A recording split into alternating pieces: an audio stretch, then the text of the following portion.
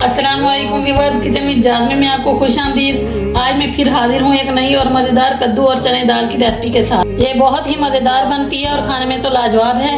कद्दू नबी करीम सल्लल्लाहु अलैहि वसल्लम की सुन्नत है। जब आप सल्लल्लाहु अलैहि वसल्लम के सामने गोश्त और कद्दू रखा जाता तो आप सल्लल्लाहु अलैहि वसल्लम प्याले के अंदर से कद्दू तलाश करके नौश फरमाते। कद्दू के इतने ज़्यादा फ़ायदे हैं, क्यों ना हम इसे अपनी ग़िज़ा का हिस्सा बनाएं। चलें बनाना स्टार्ट करते हैं। कद्दू बनाने के लिए मैंने 3 प्याज लिए हैं, इस तरह मैंने काट दिए। इनको डाल देंगे कुकर के अंदर।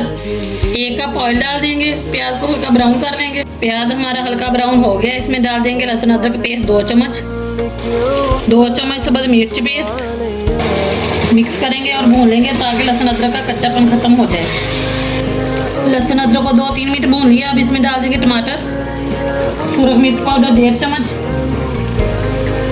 हल्दी आधा चम्मच, नमक 1 चम्मच।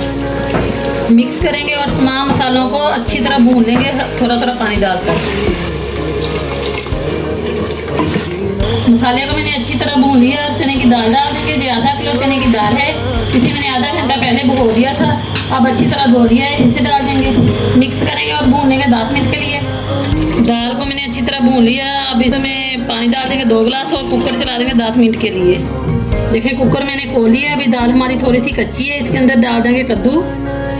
ये मेरे पास 1 किलो कद्दू है, इसे मैंने छील के अच्छी तरह धो लिया।